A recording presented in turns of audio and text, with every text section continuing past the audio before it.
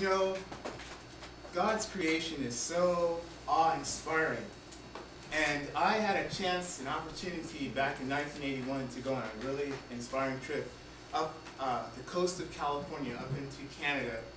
And it was such an amazing experience. And I want to talk today what I want to talk to you is to tell you how this amazing trip inspired me.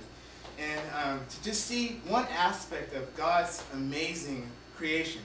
So we began our trip. It was Gary Glassford, John Tepshala, and myself. We began our trip from California, and as we entered the coastline going up north, and we got almost to the edge of California, almost crossing the border of Oregon, we saw a beautiful mountain, Mount Shasta.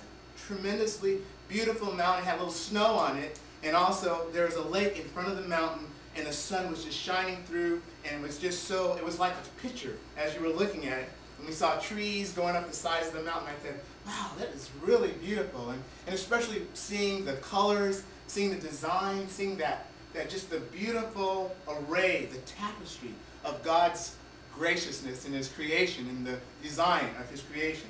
So as we continued and we passed right into Oregon, and as we were going up in Oregon, I noticed the terrain began to change. And I noticed, okay, everything is just so light green. It's so lush.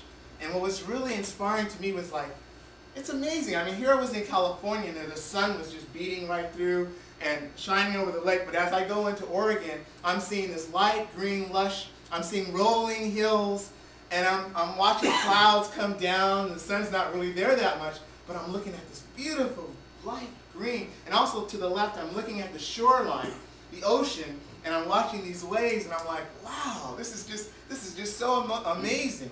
And as we continue our trip up the coast of Oregon, to the right, somewhere halfway through up the coast, I'm looking on the right and I see this mountain in the distance. And it's this mountain that blew its top, Mount St. Helens. And I'm saying, man, that's Mount St. Helens.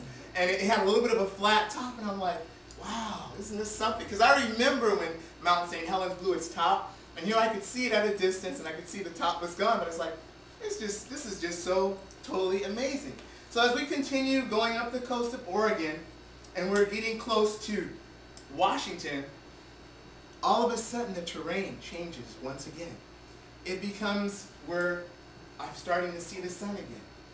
The green that was light became dark green. There are forest trees. And as I'm going up and we're going through, I'm watching and seeing sun come through the trees as we're going up. And I'm saying to myself, isn't that amazing how God is just such a God of design, and how He just does these amazing things as we're going and we're traveling. So I said, you know what? It's amazing because in Washington, there's a different personality of the land and the terrain than Oregon. I was thinking, well, I guess God just had it all planned that way. And so as we continue to go up the coast of Washington, I'm almost getting close to Tacoma, Washington, and then I see another beautiful, beautiful mountain. And what's really interesting about this is we're seeing both clouds, sun, we're seeing this mountain that has beautiful snow on it, and we're also just seeing that it's kind of up on a hill, and I'm like, wow, that would just be so beautiful to see. But as we're kind of moving in towards it, we decided that we're going to go east, and we're going to go through Washington to go up into Canada. So as we turn and we go east, all of a sudden we're just going through a thick forest of dark, dark trees, of just thick forest trees, and we're just like, wow, this is pretty interesting. And as we're moving, we're making our way up into Canada, and we're getting ready to go up into Penticton.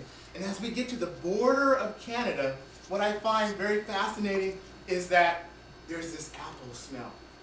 And I'm like, wow, it smells like cinnamon. I almost want to get out of the car and get some of this stuff. And then as we move right on into Canada, there's a beautiful lake, and we begin to go around Penticton. There's Penticton Lake, and we're starting to go around the mountains. But as we're going around the mountains, we're beginning to see rainbows, because the clouds went down and there was this mist, and so we're almost seeing like rainbows, and we're also seeing sun running through. But as we continue to go, what happens is it gets to be so dark. It is daytime, but it's dark, and the clouds are coming down, and we begin to see nothing but mist, nothing but fog, mist, nothing. And I'm like, okay, Lord, what do you have next for us to see? What do you have next for us to view? And so we're winding and winding and winding, and then all of a sudden, we pass this pass as we twist and bend and go up. All of a sudden, jagged rocks just right went up in the air. I'm like, whoa! My heart's about to sink inside of me, and I'm saying to myself, wow, wow, what an amazing scene. And what I'm seeing is huge, huge mountains. Mountains 3 or 4 times the size of the mountains that I'm seeing here. And I'm saying to myself, oh Lord, I'm thinking of Psalm 8, what is man that you're mindful of him? The wonders of God's creation are so awesome. Those mountains, the Canadian Rocky Mountains, are awesome.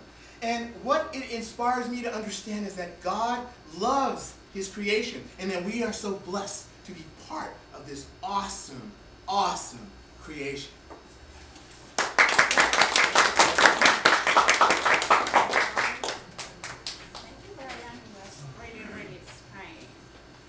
Well, the next topic